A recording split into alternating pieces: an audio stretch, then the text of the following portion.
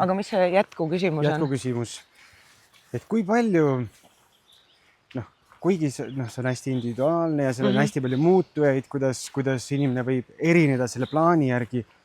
Kas seal on sellist, kas oled märganud, et seal on mingi muster või paar kindlat asja, mida sa saad human designist lähtuvalt öelda, see kehtib kõikidele või selline universaalne printsiip?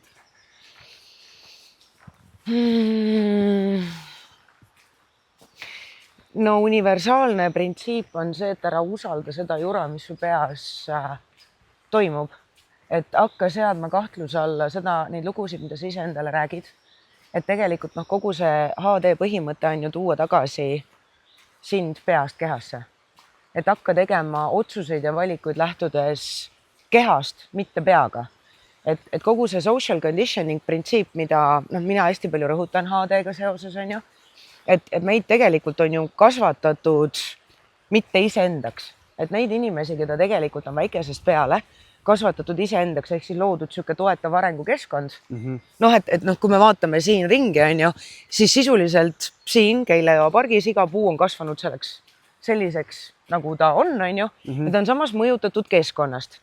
Mis tähendabki seda, et kui sa oled nagu siuke väike puu suurte puude varjus, siis alguses sul on väga hea kasvada, sellepärast et on hea turvaline on ju. Ja teisalt võib-olla mingil hetkel suured puud hakkavad piirama sul kasvu ja päikest ei paista peale. Aga meid on ju vormitud sisuliselt projektipõhiselt. Ja meie vanemad on vorminud meid heas usus, andes edasi meile rea igasuguseid uskumusi, väärtuseid, põhimõtteid, neid samu lugusid, vaata, mis on õige, mis on vale, kuidas elu käib. Ja nemad on valdavalt edasi andnud nagu seda, mis on nende puhul olnud valiidne või mille nemad on siis ise saanud.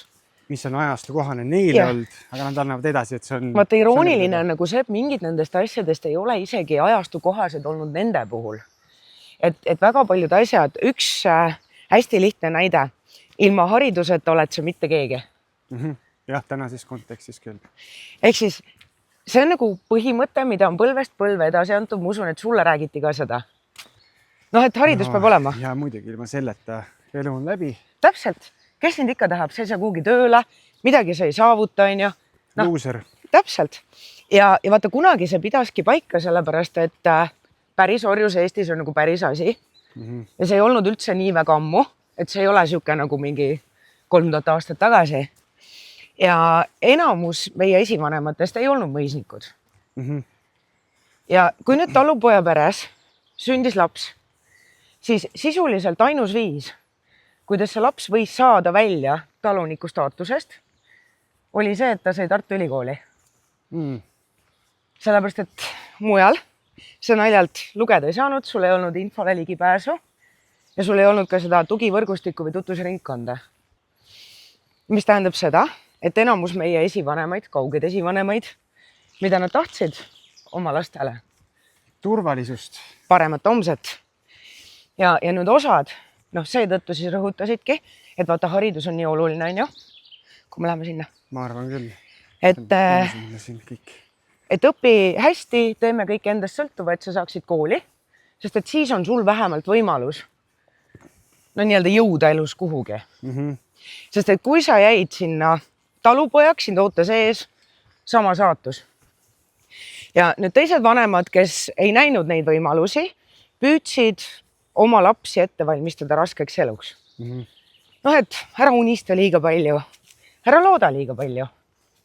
Et let's dim the light, et sul oleks vähem pettumusi, et sa tuleksid paremini toime selle raske eluga, mis meil on. Just.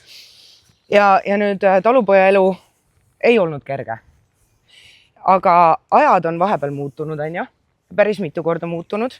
Ja selles mõttes me elamegi sellises hästi huvitavas riigis, meil on siuke hästi huvitav taust.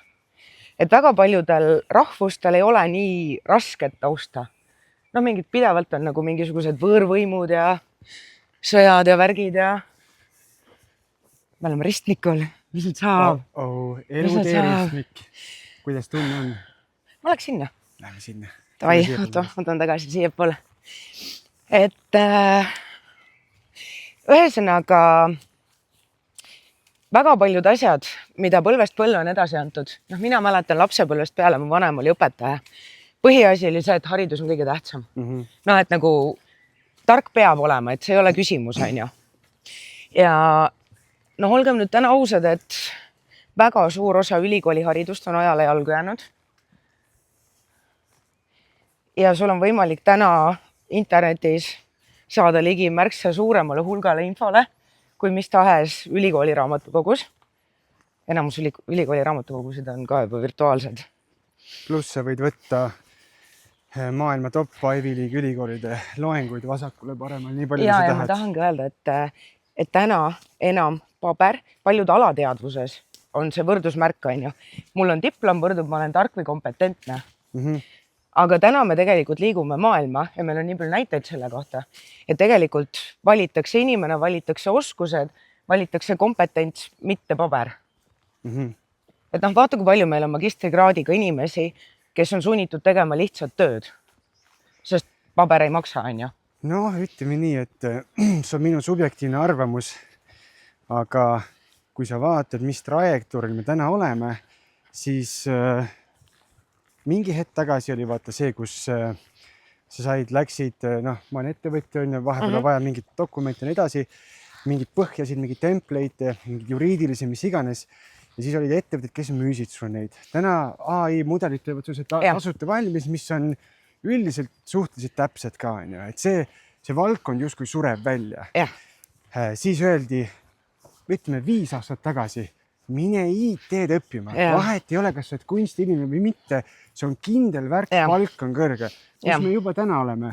Ja, ma tahangi öelda, et... On ju, et tehakse pool programmeerimist, tehakse AI poolt ära. Varsti on nii, et kui sa oled erakordselt hea selline loomuomane matemaatika, IT, mudelite inimene, siis sina oled see, kes endiselt saab tööd, aga sa hakkad koos AI-ga tegema. Ehk AI on sinu justkui parem käsi, need 20 töötajat, aga üks inimene teeb enamus töö ära, kontrollib AI-d.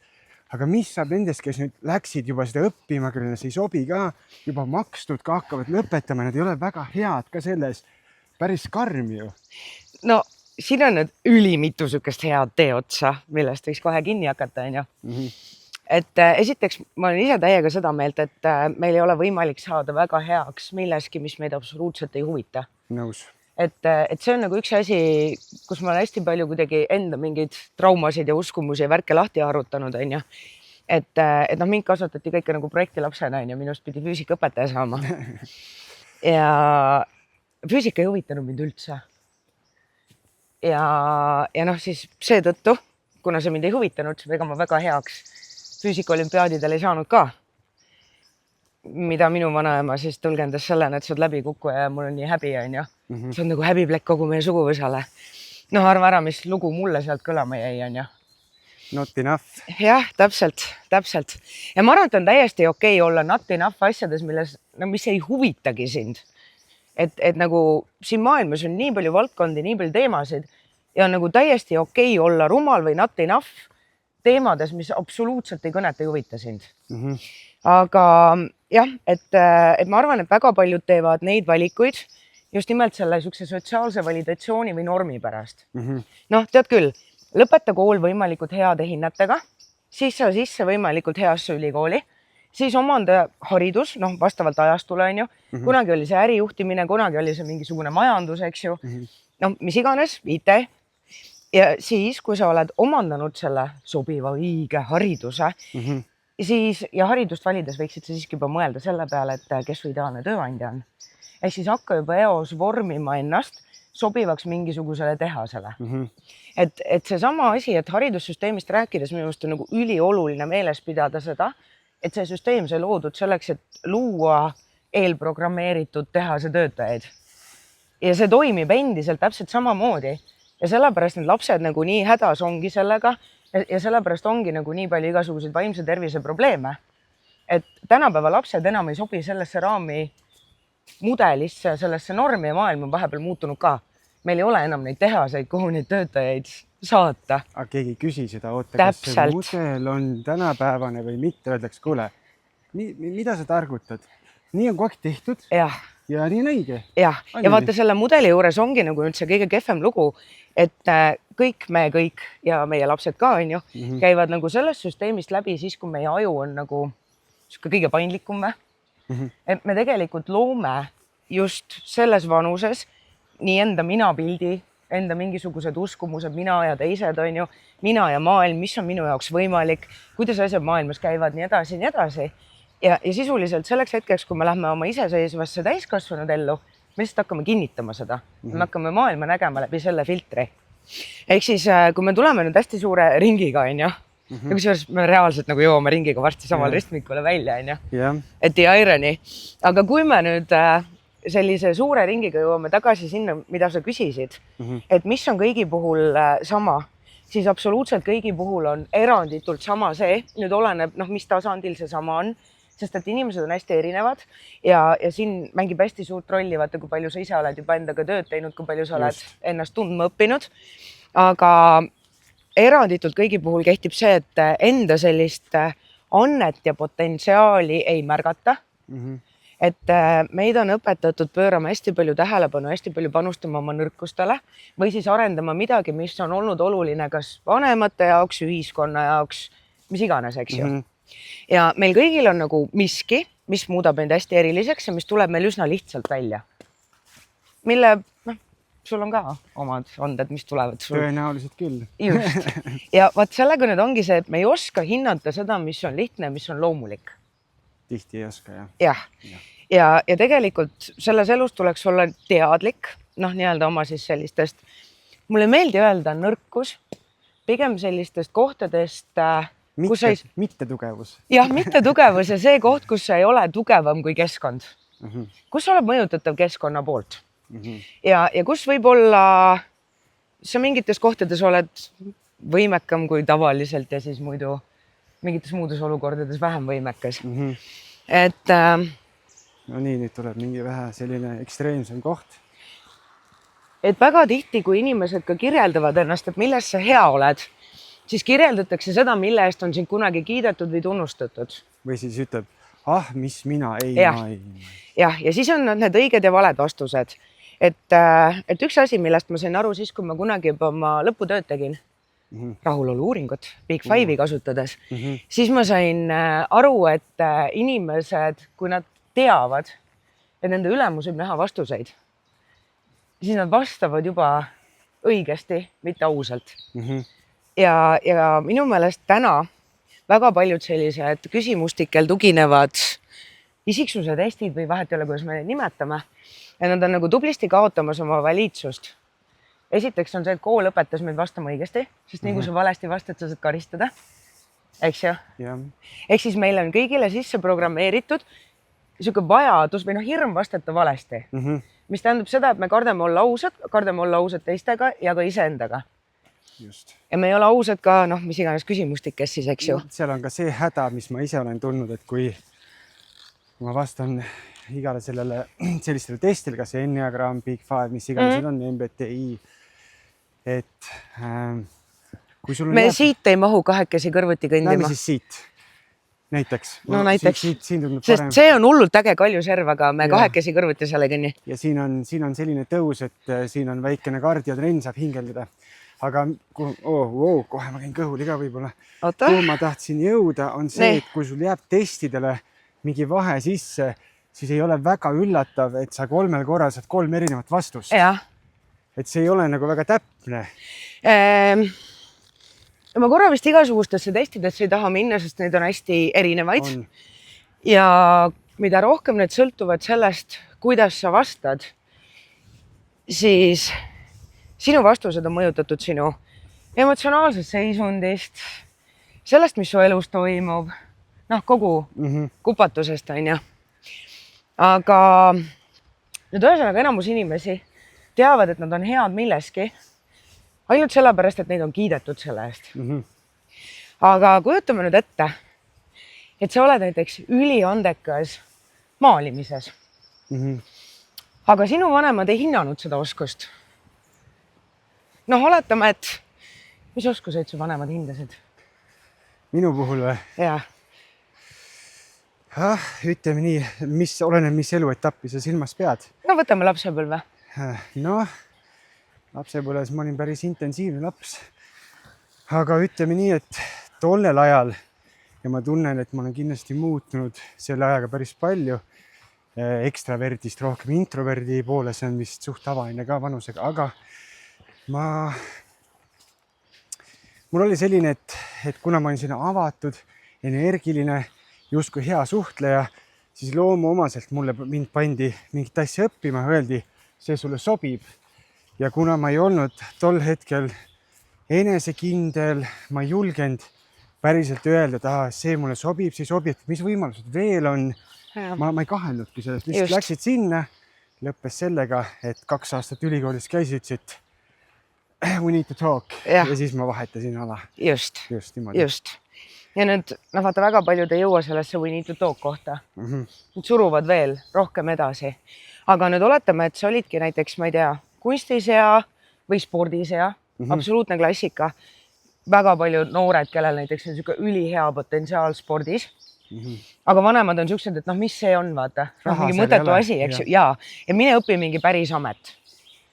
Ja me ei hakka üldse rääkima mingi sporti ja karjääri, et tegest igavesti, aga kui neile ei anta võimalust seda annet arendada või seda potentsiaali avaldada selles keskkonnas, vaid surutakse mingisse muusse raami.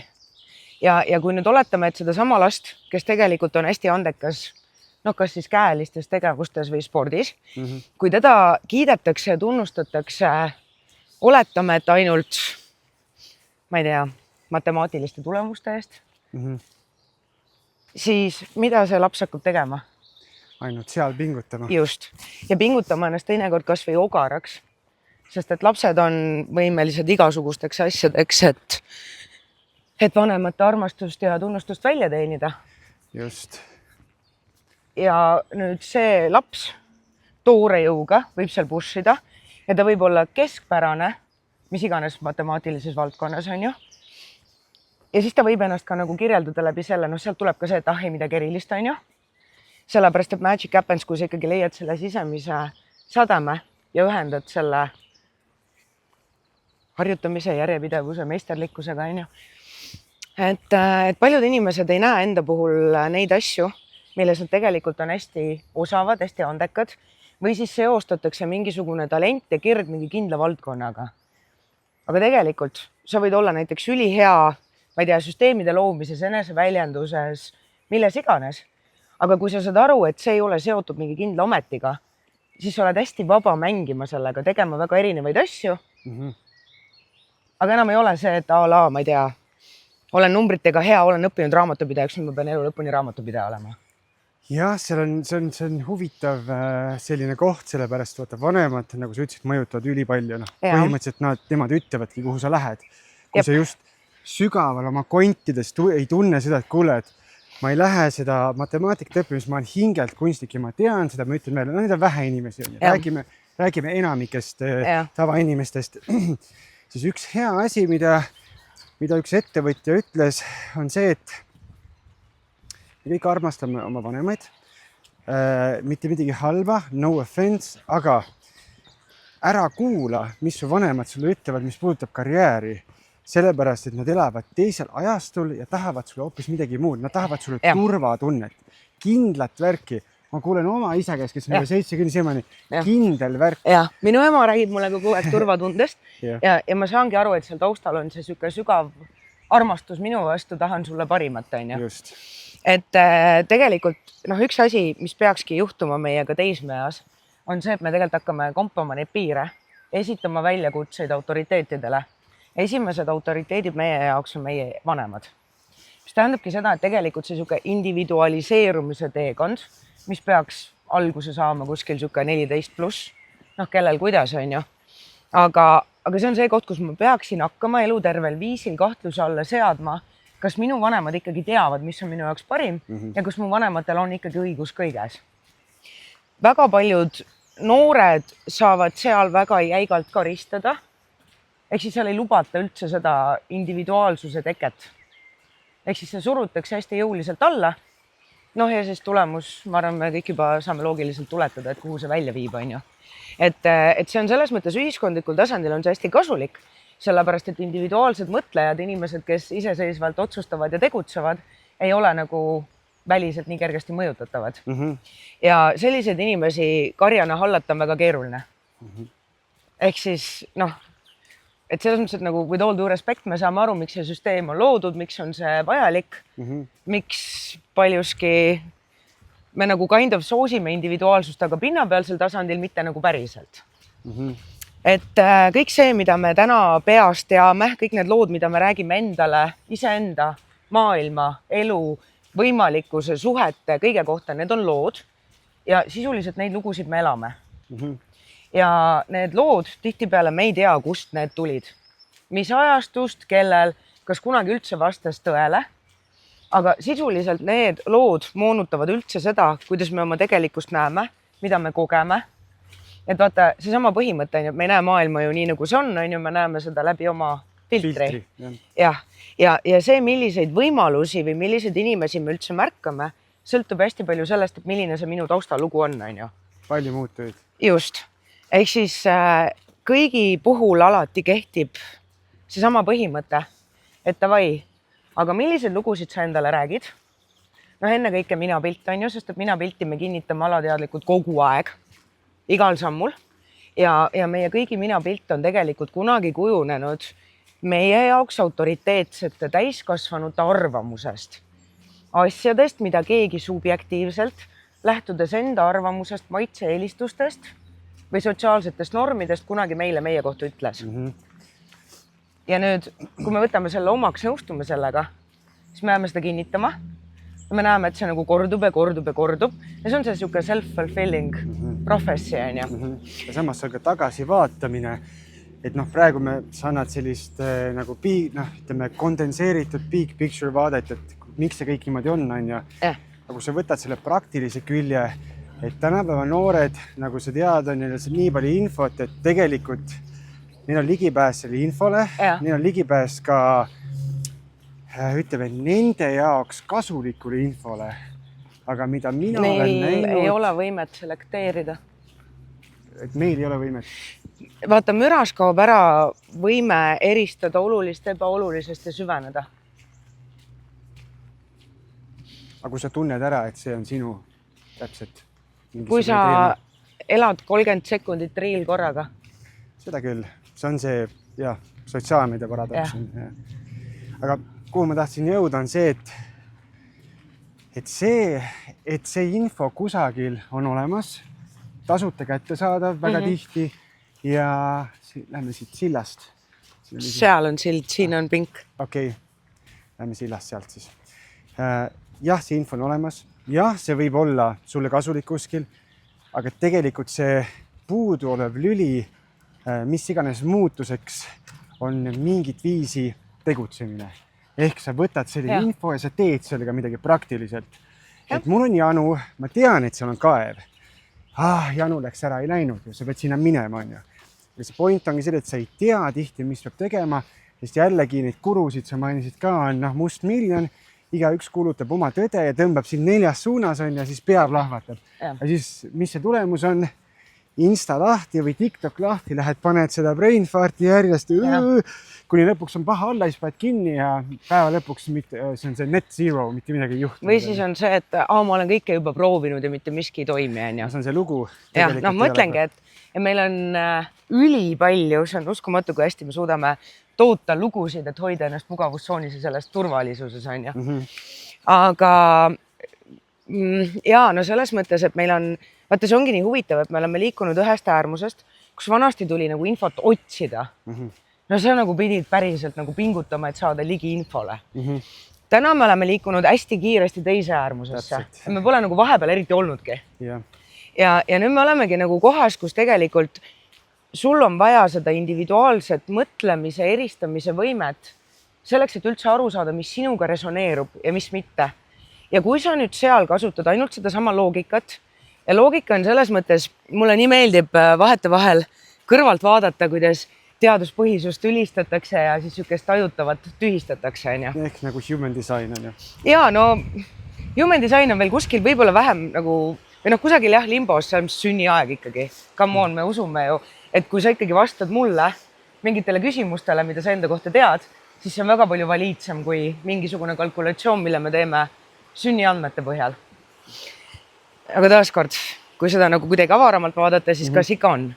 Aga vaata, loogikaga on selline tore lugu, et enamus inimesi, kes väga tituleerivad ennast hästi loogiliseks.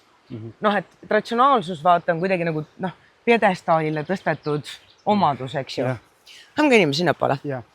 Et me enamjaolt kasutame loogikat selleks, et endale maha müüa emotsionaalseid otsuseid. Ja me tegelikult otsustame valdavalt kas intuitsiooni või emotsioonide ajendilt. Ja siis me kasutame loogikat selleks, et endale maha müüa mingisugust otsust või valikut, midagi ära õigustada. Ja kui nagu hakata enda puhul tunnetama seda otsustusprotsessi, et oota, aga tegelikult õigeid otsuseid ma endale maha müüma ei pea.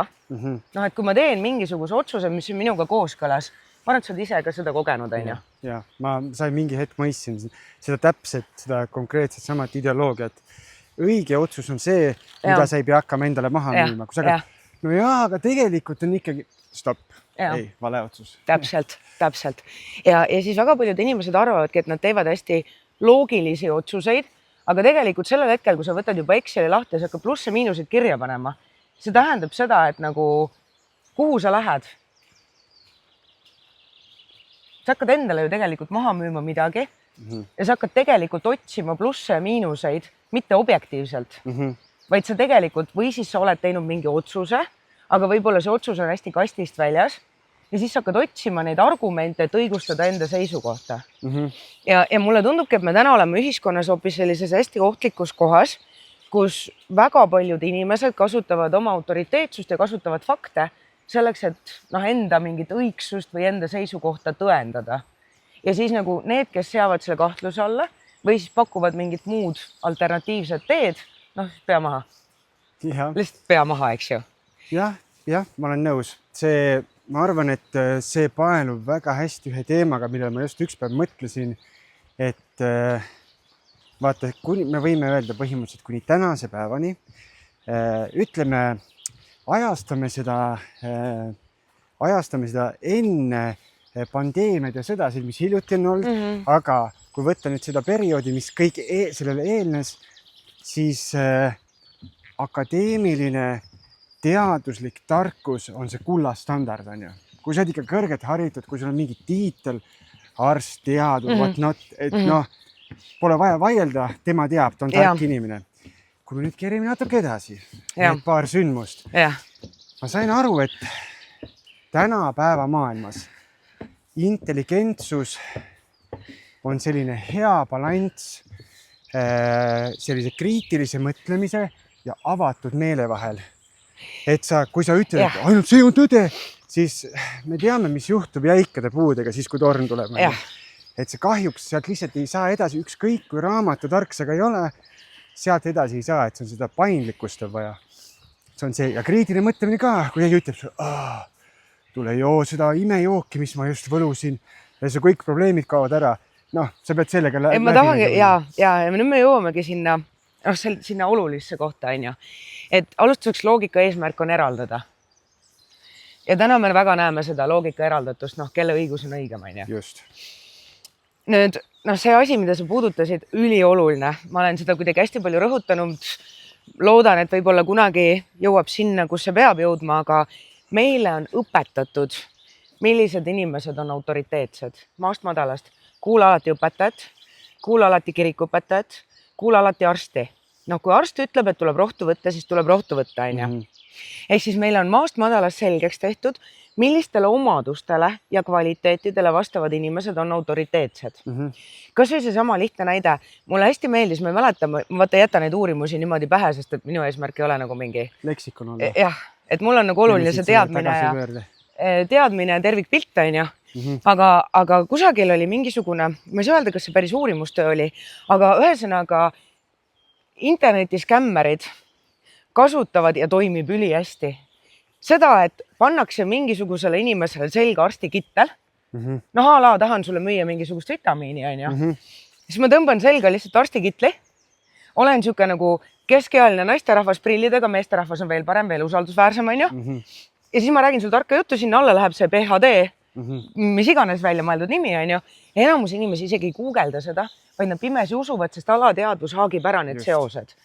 Autoriteet. Ja, et meil on nagu väga palju ja siin me nüüd jõuamegi sellesse kohta, et mida mürarikkamaks maailm muutub, mida rohkem me elame siukses mentaalses, emotsionaalses, füüsilises stressis või siis, kui me lähme survival mode'i, siis meil kaob ära võime päriselt süveneda ja eristada.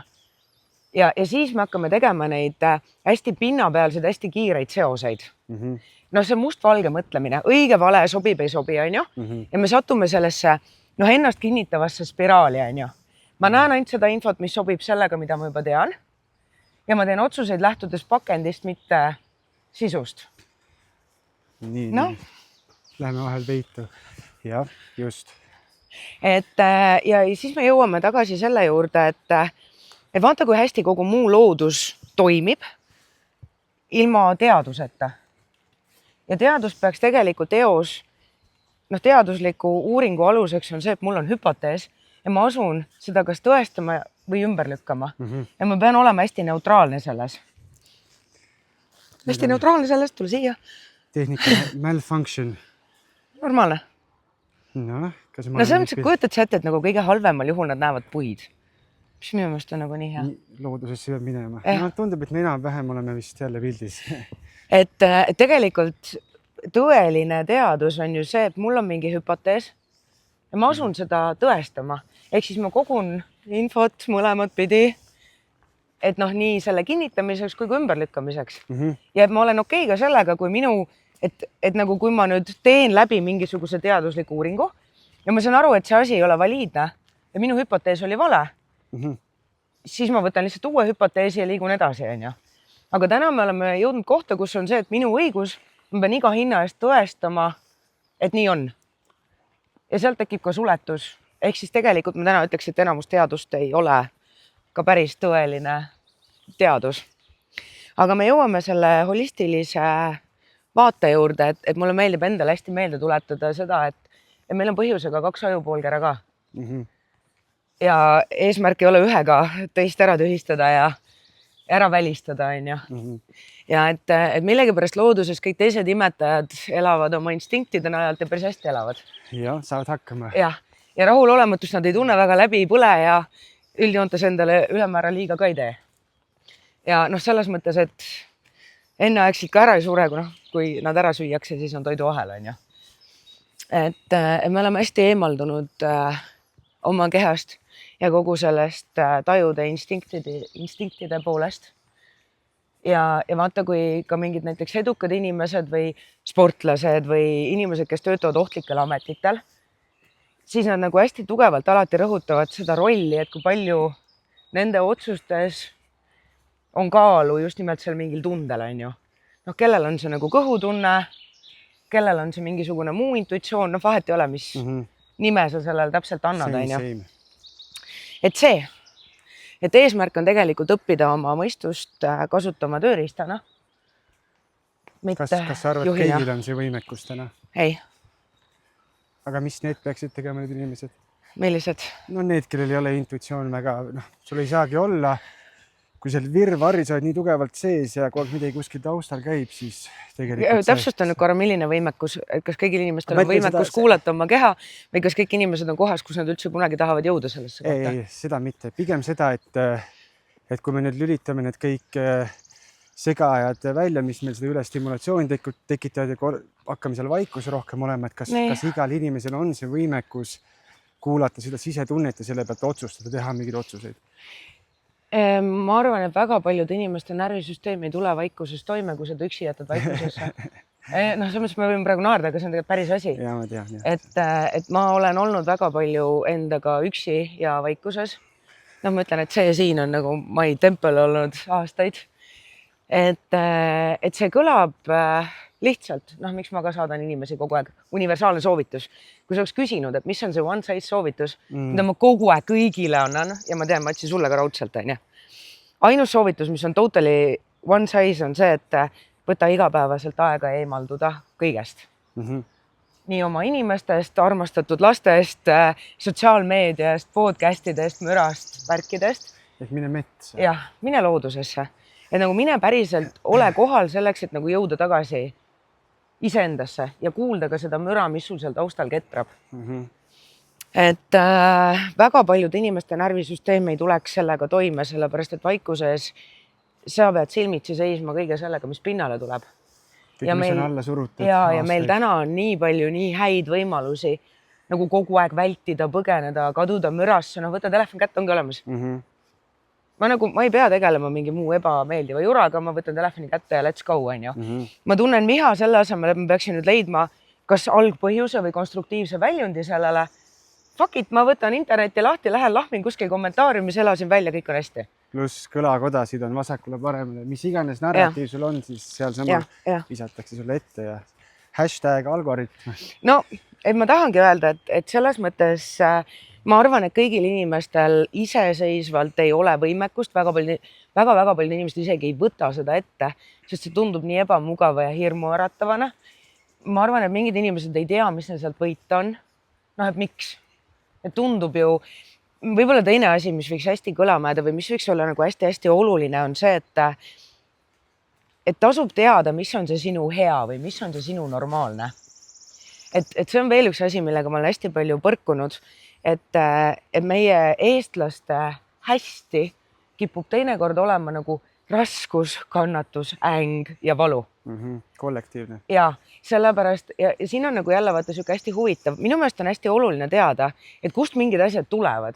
Sest siis on sul võimalik hakata seda sasipundart enda jaoks ka nagu lahti harutama. Ja kui sa selle nagu lahti harutad, et kui sul ei ole enam niimoodi, et 10 lõngakera niimoodi ühes puntras koos, see nagu laod nüüd kuidagi laiali, sa saad otsustada, et kuule, kas ma tahan nendest midagi kududa või on mul neid üldse vaja või ma ei tea, viskan minema või mida ma teen nendega, on ju.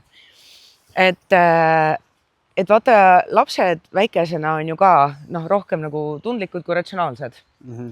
Ja üks asi, mis kuidagi nagu, mida ma siis ise emana hästi kuidagi tugevalt sain aru, lähtudes enda kogemusest, et ma usun, et sa oled ka kindlasti kunagi ala sul Lika tuleb, küsib, et kuule, issi, kas kõik on hästi?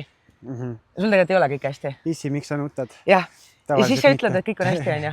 No tegelikult mõtlesin selle välja, aga ta on väike veel, ta ei ole veel seda hakanud tajuma, et kui sul tujud nii kõiguvad tema jaoks, on lihtsalt see, et üks hetk on draama, teine hetk ei ole, siis ei ole draama, siis ei ole, et see üles-alla. Lastele peaks hästi selgitama emotsioone, näitama emotsioone ja ütlema, kuidas asjad päriselt on. Et üks hullemaid asju, mida tegelikult lapsele saab teha, mida meie vanemad on kõik heas usus teinud, on teinud head nägu siis, kui taustal on hästi halvasti. Ja see on see pakendi fassaadi hoidmine, mida me ühiskonnas ka praegu näeme, on ju. Et tegelikult on nagu kurb, on halb, on kräpp, aga tegelikult kõik on hästi. Noh, ma ei tea, tõmbangi pisarad ära ja teen hea näo, on ju. Et lapsed tajuvad tundeid ja nüüd, kui kogu aeg ala näiteks ema on kurb, on ju, ja siis laps on, ta ju tajub seda. Ja siis ema ütleb, et aga kõik on hästi. Mis sa arvad, mis lapse jaoks alateadvuses hästi võrdub? Et sa ei tohi välja näidata seda, mis on... Hästi võrdubki valu ja kurbus. Selles mõttes, okei. Ja sellepärast, et vaata samamoodi, nagu me oleme õppinud, et ma ei tea, et siin on auto, on ju. Sa ju enda lapsele ka õpetad, näitad pilti või näitad autot ja ütled sõna kõrvale, on ju. Tunnetega on tegelikult sama asi ja seisunditega ka. Ehk siis, et kui nüüd a la ema ja isa kogu aeg tülitsevad, on ju, lastele seda ei seletata, et kuule tead, kusjuures ülioluline, et lapsed näeksid ka seda osa, et kuule tead, et ongi nagu okei, et me oleme erimeelsusel, me lähme tülli, me lepime ära, me ikka veel armastame teineteist, on okei. Kui me vahepeal tülitseme, ei ole niimoodi, et ma armastan sind ainult siis, kui sa oled tubli, mugav, vaga, teed kõik õigesti, on ju. Vaid, et ongi okei, et vahepeal me eksime, me vihastame, on ju. Ja siis me lepime ära, räägime asjad selgeks. Väga eluterve, ülieluterve närvisüsteemi seisukohast, on ju. Jälle, heas usus me tihtipeale seda ei tee.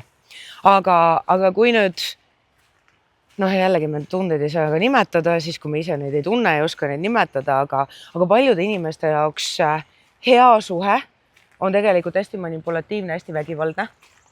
Väga paljude inimeste jaoks mul on tervis korras, võrdub, et tegelikult mul kõik kohad valutavad ja ja vererõhk on kõrge ja kõike muud, on ju, aga tervis on korras, sest et see on see minu võrdub korras seisund, on ju.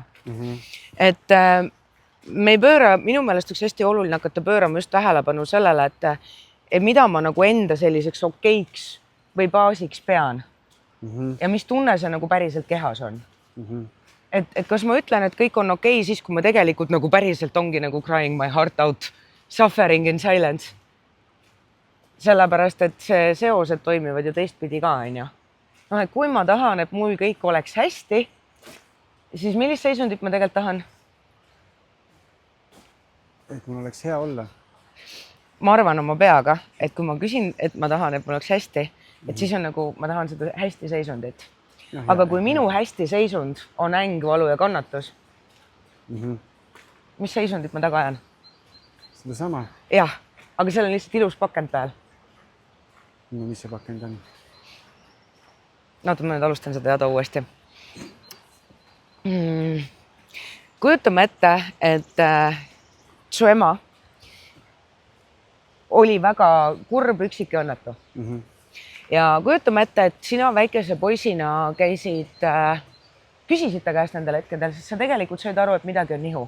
Noh, ema nuttis ja oli kurb, on ju, võib-olla liialdas alkoholiga, võib-olla liialdas toiduga, whatever, on ju.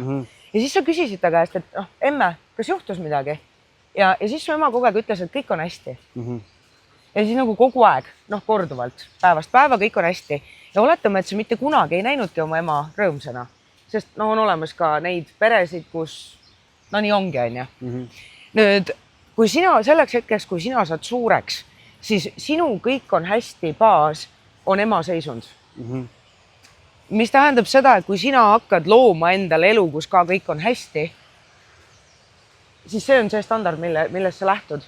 Päris hästi on võõras kontseptsioon sinu jaoks siis? Ma olen ise enda puhul hästi palju püüdnud aru saada, et millistele seisunditele millise nimetuse ma annan ja kas need on kooskõlas. Ja ümber õpetanud ennast nimetama mingeid seisundeid ja tundeid teistsuguste nimetustega. Et selles mõttes mina olen ka ikkagi olnud see tüüp, kes ütleb, kõik on hästi siis, kui nagu päriselt crying my heart out on ju. Nagu meeleheitel, nagu to the max, aga kõik on hästi. No kurat ei ole, noh. Kuule, come on. See nii kaua, kuni ma ütlen, et kõik on hästi, mida ma ei muuda midagi. Kas seal võiks tuua paralleeli sellega, et meil kaunis eesti keeles on see, kuidas sul läheb hästi automaatne. Me ei küsi, mis see hästi tähendab. Või siis, kui me ütleme, et kuidas sul läheb, ütled hästi ja siis sa jätkad sellega, et mingit tööjuttu on ja kuidas tööl läheb. Väga paljud inimesed ütlevad ka, et kõik on hästi, aga siis tuleb see. Aga... Jah, vot just nimelt. Just nimelt. Aga nüüd vaata. Kui sa küsiksid mu käest, et kuidas läheb ja ma ütleksin sulle, et kuule, hullult halvasti. Siis on see, et okei, mis ma nüüd avasin Pandora laeka, me peame nüüd minema detailidesse. Tegelikult ma ei taha teada, ma lihtsalt viisakusest ütlen. Täpselt. Et vaata, siin on nagu see ongi siuke huvitav pinnapealsuse mäng, mida minu meelest on nagu praegu igal pool nii palju. Et esiteks on ülioluline tegelikult ära tajuda, millised inimesed küsivad sult mingeid asju lihtsalt nagu viisakusest. Et kuidas sul läheb, sest et tegelikult ma arvan, et me kõik tajume enamuste inimeste puhul, et seal ei ole seda avatud ruumi. Ja ma tegelikult ei taha päriselt teada, kuidas sul läheb. Ma lihtsalt tahan selle icebreaker küsimuse õhku visata, on ju. Ja siis on nagu need vähesed inimesed, kes tegelikult küsivad sult päriselt oodates sul seda ehedat vastust. Et ütle mulle nagu päriselt, ma tahan päriselt teada. Ja me tihtipeale, kui me vaata selle asja segamini ajame, oletame, et sa hakkad südant puistama kellelegi. Siis on nagu awkward. See tegelikult ei ole sotsiaalselt aktsepteeritav, et sa pead ju teadma, et teine inimene ei ole su see psühholoog, kes nüüd järgmised 30 minti kuulab su mingisugust ventileerimist. Aga ma arvan, et see muutus saab ka alguse sellest, et kui sa ei vasta hästi, näiteks kui minu käest, tšau Sten, kuidas läheb? Ma küsin täpsustavalt, et mida sa silmas pead, et mis eluvaldkonda või kuidas, et ma võin sulle vastata loomulikult, aga mida sa mõtled? tööl ma teen selliseid asju, tervisega on praegu see, perekonnaga see, et aga üleüldiselt mõtled või no väga hästi, lausa väga hästi, mis sul, ma ei tea, ma ei ole haige ja ma ei ela tänaval ja see on ju super. Kui sa lähed veel tagasi nagu sinna kõige algusesse, siis see, et me siin planeedil üldse oleme, sa oled juba võitnud loterii, on ju. Sa ärkasid täna hommikul elusana, mis tähendab seda, et sa oled juba võitja. Sa oled võitja. Ja sisuliselt, kui sa ärkasid elusana, sa said voodist välja ja sa nagu magad voodis, siis nagu you are like... Top 1% in the world, on ju. Et jaa, et üks asi on kindlasti see siuke sotsiaalsed normid ja kuvandid. Ja teine pool on ka see, et ma arvan, väga paljud inimesed on kusagil päriselt vastanud ja siis nad on nagu põrkunud hinnangute hukkamõistuga. Et see ongi nagu hästi huvitav, et kui me vaatame praegu maailma, siis nagu kogu selle tehnoloogia ja loogika ratsionaalsusega meil kaob ära kogu inimlikkus. Ja kurb on vaadata, et see inimlikkus kaob ära ka valdkondades, kus seda ja suhetest, kus see peaks olema vundament. Et me mida kiiremini me elame, mida masinlikumad me elame, siis seda rohkem ongi nagu siuke pinnapealne. Noh, kus läheb, kõik hästi, jah, okei, davai. Noh, liigume asja juurde, on ju. Et kui paljudel inimestel ei ole üldse tähendusrikkaid, sügavaid, kvaliteetseid suhteid, kus nad saaksid päriselt asjadest rääkida või kus nad nagu tunneksid, et sa oledki nagu nähtud ja mõistetud ja et kus ma saan hinnangu vabalt öelda, et kuule, aga tead, mis praegu ongi ilgelt sitasti ja praegu võib-olla ongi, ma ei tea, mida teha, ma olen hullult kehvas kohas, kõik asjad on nagu mingi maa tasa kukkunud, äkki mul ei olegi seda maja ja autot ja seda peret ja noh, on ju. Ja et sellele ei järgneks kohe ei õpetus ega hinnang. Et vot see on nagu miski, mida mulle tundub, et paljud meist, me ei ole saanud seda väikesena. Noh, et meie vanemad oleks päriselt suutnud, saanud näha ja mõista meid. Lihtsalt kuulata ilma kohe mingit nõu andmata või midagi tegemata. Ja siis see on vajaka ka nagu suhetes ja ühiskonnas ilmselgelt tervikuna ka. Et kui sa vaatad ka internetis, et nii kui keegi jagab midagi, kas see mingit isiklikku kogemust, siis ülitihti osad inimesed tulevad kohe ütlema, et sa loll oled. Nagu, kuidas sa siis ei teadnud paremini? See, et meil igal ühel on võimekus avaldada oma arvamust, ei tähenda, et me peaksime seda tegema tihti. Opinions are like assholes, see vana hea ütlus on ju. Et ma arvan, et ütleme, kui me selle tänase jalutuskäigu selle väga see high level view kokku võtame, siis tegelikult on ju nii, et alustada sellest, mida inimene saab teha, iga inimene, olemata kõikidest vahenditest ja kursustest ja lahendustest on see, et alusta sellest, püüa ükskõik, mis teed pidi ennast hakata mõistma, päris seda ennast on ju. Ja siis väga palju lihtsam ja parem on elu, kui sul on nii 1-2 vähemalt väga head sõprannad, kes kuulavad. Ja sa oled juba jälle see top 99%. Jällegi, seal on, võib-olla sinna tasuks panna ka hüüumärk, et vaata need head sõbrannad, kes kuulevad on ju, või sõbrad. Et ohvrimeelsus alati lokkab karjas. Et seal on nagu vaata see teine oht ka, et seal on ka oht jääda nende inimeste keskele, kes aitavad sul valideerida mingisugust mineviku kurba lugu, on ju. Et tegelikult üks hästi ebamugav asi, millest minu meelest peaks nagu rohkem rääkima, et kõik hästi arenguhuvilised inimesed võiksid ju arvestada sellega, et eriti mingid pikaajalised suhted või pikaajalised inimesed, kes su elus on olnud võib-olla mingi 10, 20, 30 aastat, on ju. Et kui sa nüüd nagu päriselt midagi kardinaalselt muudad endas, näiteks lõpetad selle people pleasingu või mingisuguste väliste normide standardite järgi elamise, siis on väga suur tõenäosus, et sina muutud inimeseks, kes absoluutselt ei resoneeru enam nende teiste inimestega, kellega sa kunagi, kellega teil tekkis see ühendav lüli, eks ju. Et selleks, et me saaksime sinuga suhelda, rääkimata siis juba mingitest tihedamatest suhetest, me peame sugus enam-vähem samal korrusel kokku tulema. Ja allapoole liikuda on alati, sinna võib väga kiire lift. Üles tuleb minna trepist. Aga see muutub ajas, see on dünaamiline. See on dünaamiline, aga võtame korra mingid lähisuhted siis näiteks. Okay. Et sisuliselt 2 inimest tulevad kokku, ma ei hakka praegu mingi konstellatsiooni teema. Räägime romantilisest suhtest. Ja räägime romantilisest suhtest. ehk siis selles mõttes, et seal on mingisugune resonants. No vahet ei ole, on see siis nagu mingi trauma arenguvõimalus, kõik on arenguvõimalus. Nüüd oletame, et need inimesed tulid kokku, noh, nagu kõik klappis super luks, eks ju. Ja oletame, et nad tulid kokku noorelt. Ja siis nad on 20 aastat koos olnud.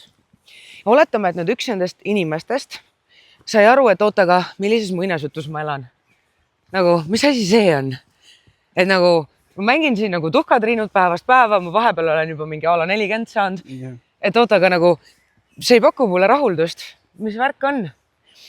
Ja nüüd see inimene hakkab ennast avastama ja hakkab tegema teistsuguseid valikuid. Need on 2 varianti. Kas teine inimene tema kõrval võtab ka individuaalselt sama asja ette või siis see inimene peab lahkuma sellelt lavalt sellest näidendist. Ja nüüd väga tihti tahetakse kõike. Noh, et ma tahaks nagu oma vabadust, oma uut lugu, aga võtta ka vana kaasa. Võimatu. Just.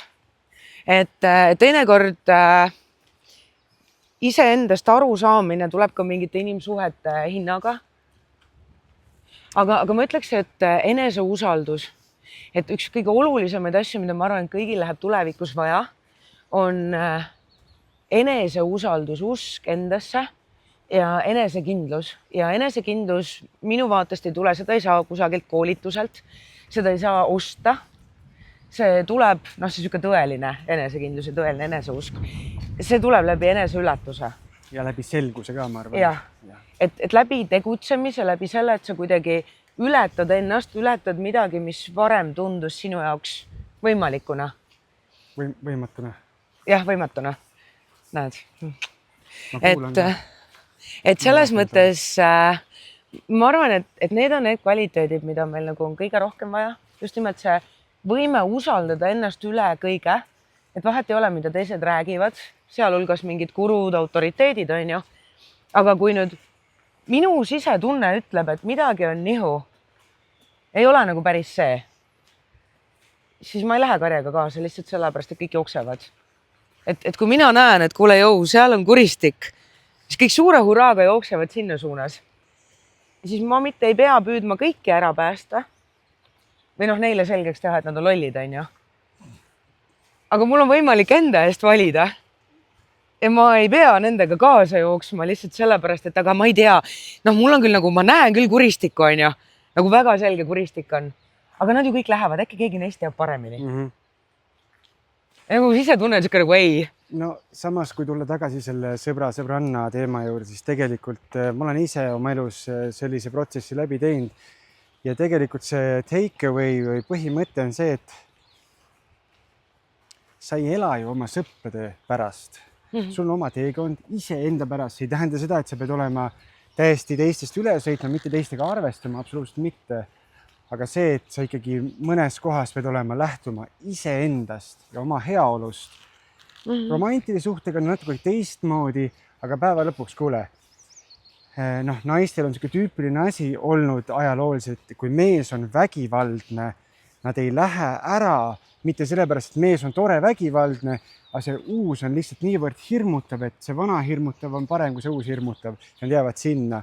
Et võib-olla, ja kui sa võtad sama konteksti, ütleme, kus need 2 paarilist hakkavad oma eraldi rada nagu käima, ja üks hetk vaatad, kes see veel on või kus ma olen jõudnud, siis ongi see, et kas sa suudad öelda see, et kuule, et sorry, aga siin meie teed lahkuvad, kui on selge, et midagi ei muutu. Aga ma kahtlustan, et mitte enamus inimeste puhul. Sellepärast me räägimegi sellest sisemisest keskmest enesekindlusest ja eneseusaldusest, sest et on nagu mingisugused, ma olen ise täna hästi seda meelt, et meie kõigi eludes on nagu mingid teekonnad ja mingid jupid, mida on võimalik läbida ainult iseseisvalt, et seal ei ole neid abirattaid, karke. Ma ei tea, osad ütlevad selle kohta hinge pime öö, teised nimetavad neid kriisideks. Okay. Minu meelest on nagu see sama värk, et me tegelikult nagu sünnime kind of üksi, on ju. Sureme üksi ka. Ja me teeme nagu need olulised shiftid ka enda sees. See on tegelikult individuaalne teekond ja isiklik vastutus. Ja mida rohkem sa tegelikult õpid ennast usaldama, seda rohkem sa saad aru, et okei, et aga nagu tundmatus tegelikult on turvaline. Tundmatus muutub turvaliseks, kui sa õpid ennast uskuma, usaldama. Ehk siis mida rohkem ma enda puhul näen, et whatever happens, noh stiilis auto lukustab hommikul uksed, on ju, et nagu elu ei saa läbi, ma leian lahenduse. Siis seda turvalisemalt mina ju tunnen, et saagu mis saab, ma võin minna turvaliselt tundmatusse, sest et ma olen juba kogemuslikult endale kinnitanud, et ma tulen toime ka elu ootamatuste ja mingite šokeerivate üllatuste ja kaotuste ja värkidega. Ja siinkohal ma arvan, et on nagu võib-olla hästi oluline see, et nagu mingites keerulistes olukordades tagantjärgi me oleme alati targemad. Ma usun, et sa oled ka raudselt nagu siuke mineviku minale andnud jalaga, et kuule nagu, kuidas sa said nii loll olla. Ikka. Ja, aga kui me nüüd selle asja ära koristaksime ja tegelikult saaksime aru, et me igas hetkes teeme vastavalt sellele olukorrale ja sellele teadlikkusele, noh ka infole, kõigele, mis meil on, ja me tegelikult teeme oma parima. Et nagu tegelikult nagu mis iganes ka lollid valikud, otsused, mida ma täna ei teeks, tänase teadlikkusega, aga mille ma tegin kunagi, ma ei tea, noh, eriti veel mingi 10-20 aastat tagasi, on ju. Ja mul ei ole mõtet täna ennast või noh, mineviku ennast hukka mõista, sellepärast, et ma ei oleks täna siin, kui ma poleks seda teinud, on ju. Et aga mis siis, kui kõik otsused ja valikud, ka need, mis võib-olla on nagu vastuolus mingite normidega või mida sa täna ei teeks, mis siis, kui need selles hetkes olid õiged? Me ei saa kunagi teadma. Kas need olid õiged või mitte, siis need viisid sinna, kuhu nad viisid ja me ei tea, kas need teised valikud oleksid samasse kohta viinud. See on see paradoks. Ja mis siis üle jääb? Mis liigu? Usalda ennast, vaata. Lihtsalt, jah, täpselt, usalda ja hakka liikuma. Ja kui sa ütled, kui ma oleks selle otsuse teinud, siis ma ei oleks siin. Come on, kus sa tead seda? Journey unfolds as you go along. Ja teine asi, mida mul on nii meeldinud hästi rõhutada, on see, et meil on õpetatud, vähemalt mina veel käisin koolis ja mul tundub, et see on siiani sama, et on nagu õiged ja valed otsused ja valikud, vaata. On õiged ja valed vastused, aga elu ei ole sul matemaatika kontrolltöö, on ju. Ja olgem ausad, kui me räägime ka matemaatikast, seal nagu paljude asjade puhul sa võid teha erinevaid arvutuskäike ja jõuda ikka samasse kohta, eks ju. Et mina olen hakanud elu võtma sellise ristmike rägastikuna, noh vaata nagu me täna käisime ka, on ju. Et isegi siis, kui sa nagu kusagil pöörad teises suunas, et vaata üks asi on see, et kui sa tead, kuhu sa lähed, noh sul on nagu selge siht paigas, noh näiteks nagu mul oli täna hommikul vaja jõuda siia, on ju. Ja siis ma saan valida nagu, noh, kas siis kõige kiirema või kõige nauditavama tee lähtudes sellest, kui palju mul aega on või mis värk on, on ju. Aga elus üldiselt paljudel meist, tegelikult ikkagi toon selle sisse, mul nii meeldib see ütlus, et mulle väga meeldib see ütlus, et kui sa tead täpselt, kuhu sa välja jõuad ja millised sammud sind sinna viivad, siis sa käid kellegi teise rada. Et minu jaoks enamjaolt on nagu mingisugune tunne, noh mingi sisemine kompass, on ju, mingisse tundmatusse tulevikku, mina ei tea, kuhu see välja viib, on ju. Aga the journey unfolds nii, kui sa hakkad liikuma ja sisuliselt, kui sa näiteks ka Ülemiste ristmikul pöörad Tartu poole ja siis avastad, et kuule, tegelikult ma tahtsin Narvasse minna, siis sa ei pargi ju tee äärde ära või ei sõida autot kraavi ja nagu ütle, et nagu this is it, vaata nagu game over. Dramaatiliselt, nagu ma olen saamatu, never again. Või siis korra keerad kuskil, ma ei tea, vanalinnas tupikusse, on ju. Et noh, ei ole ju autoga vastu seina ja jäängi sinna. Et noh, tagurdad välja, pöörad ümber.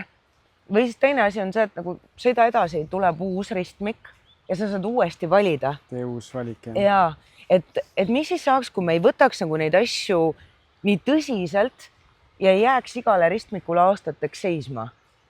Ja mis siis, kui iga valik viib edasi ja midagi sa õpid nagunii, kas või nagu seda, et ma ei tea, ära järgne karjale, kui need kuristiku poole jooksevad, noh korra jooksed karjaga kuristikuni, saad aru, et oot, mu sisetunne ütles mulle midagi muud. Teise korra võib-olla lähed karjaga kuskile mujale kaasa, saad aru, et oodake, nagu mul oli enne teistsugune tunne, et poleks pidanud. Nüüd, kui ära võtta see hinnang ja kriitika sealt, siis on õppematerjal ju. Iga ristmiku saad ümber valida ja mõned ringid õpetavad ja kasvatavad nii palju rohkem, kui see sirgelt kohale jõudmine. Ma arvan, et sa ise tead ka väga hästi, et all the fuck ups ja värgid ja ei muudaks mitte ühtegi asja tagasi minnes. aga kuule, kui sa nüüd no selles mõttes, et ma tean, et HD järgi meil on ka vaata sarnaseid asju, see 3-5 ja värki on ju. #35. katse-eksitusmeetodil õppimine ja siis sellest tarkuse tuletamine, kõik omal nahal. Et sa teed ka seda isiklikku eksperimenti kogu aeg igal pool. Sinu elu on katselabor ja? Jah. Jah, aina. Ma arvan, üks põhjapanevamaid kontseptsioone või arusaamisi, mis mulle isiklikult on olnud, kui ma olen mõelnud sellele individuaalsusele ja me tahame kellegi moodi olla, mis sa ennem rääkisid ka, et tee nii, siis sa saad selle tulemuse.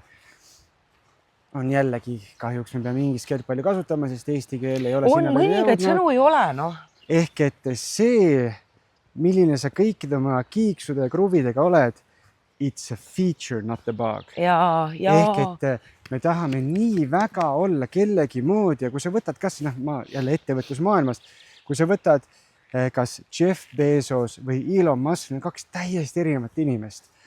Aga nad teevad mõlemaid suuri asju, mitte sellepärast, nad proovivad üksteise moodi olla, siis nad on lihtsalt oma moodi. Et ma arvan, et inimestele üks huge takeaway on see, kes põevad nii väga, et Instagrami kõik see maailm proovib kellegi moodi olla. Liiga trets on ju. Nii kuri teema on see, et lihtsalt see, mis sa oled, see on täpselt kõige ägedam kompott, see on unikaalne kompott, seal on mingi oma teekond, mida mitte kellegi teisel ei ole ja siis, kui sellest aru saad, siis on see moment. Jaa. Et me tegelikult ei taha olla nende inimeste moodi, me tahame seda, mida need inimesed kogevad, seda illusiooni sellest.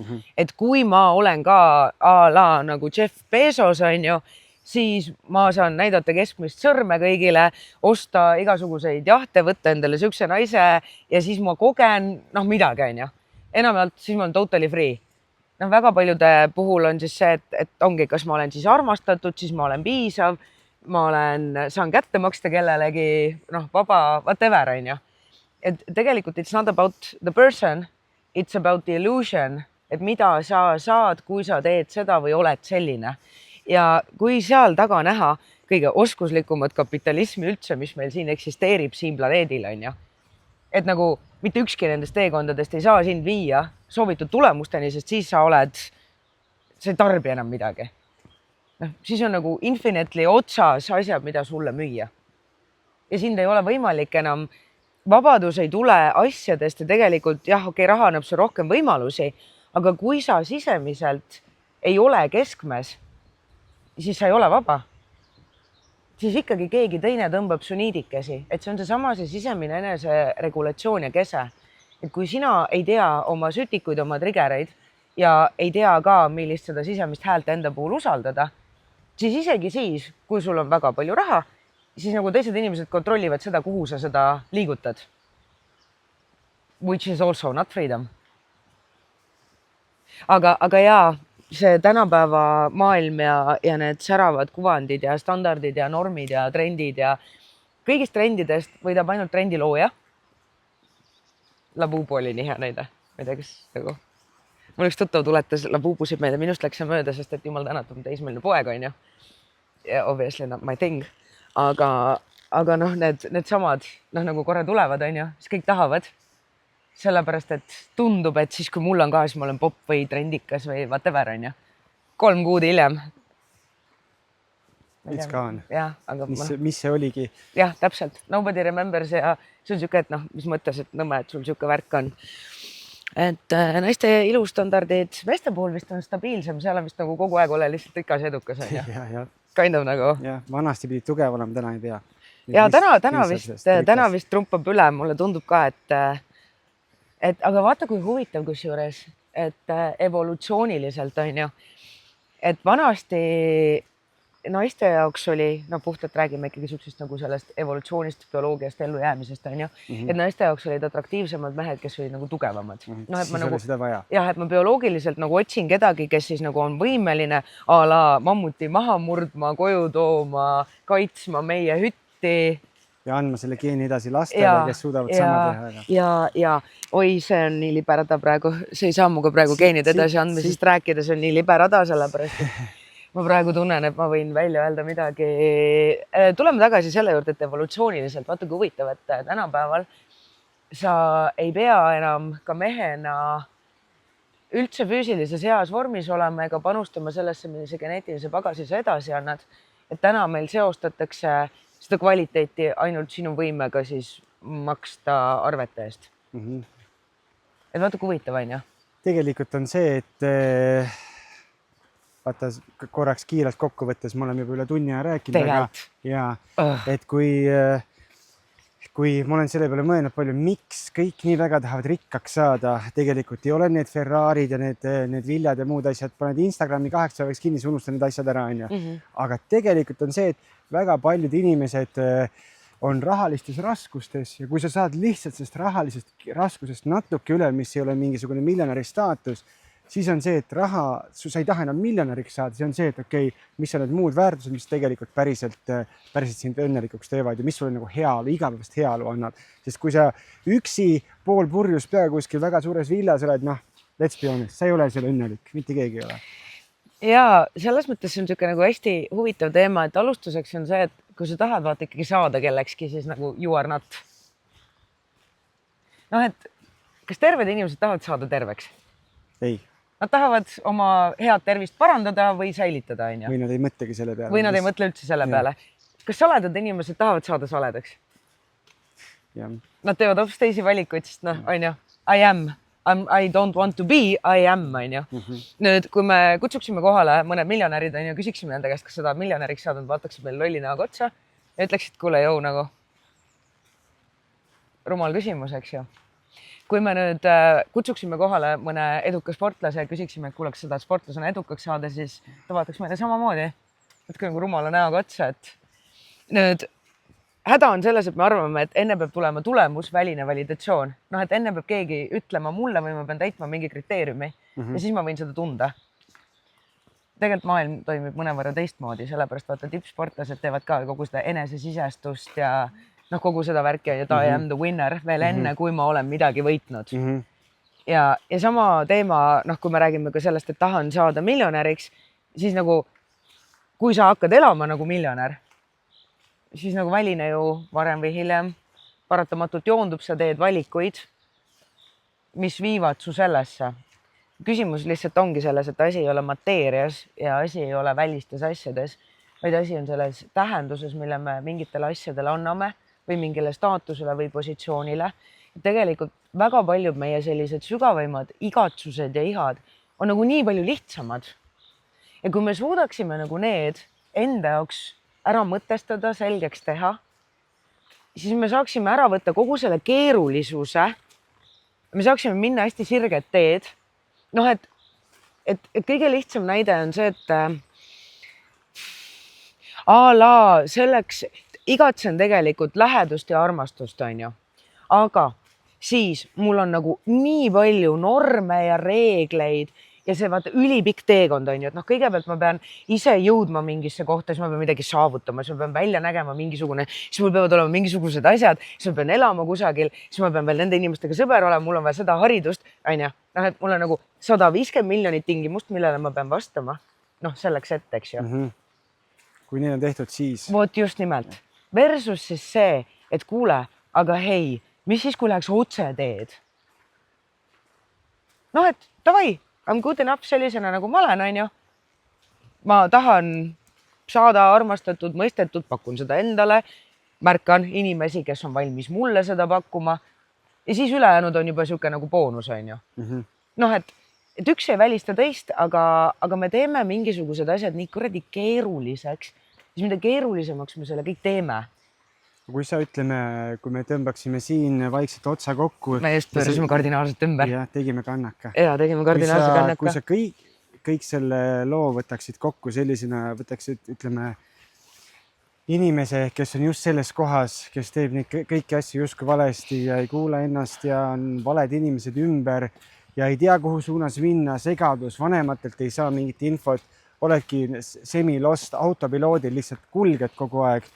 Siis kui sa peaksid sellele inimesele andma oma subjektiivsest seisukohast nõu, et mis on see üks asi, mida teha, et hakata sind 1 kraadi võrra lükkama õiges suunas või paremas suunas, õige suund ja nii edasi, nagu ta on ju. Et mis on see üks asi, kui sa peaks ainult saama ühe asja öelda, mis võimalikult paljudel inimestel kehtib, siis mis see on?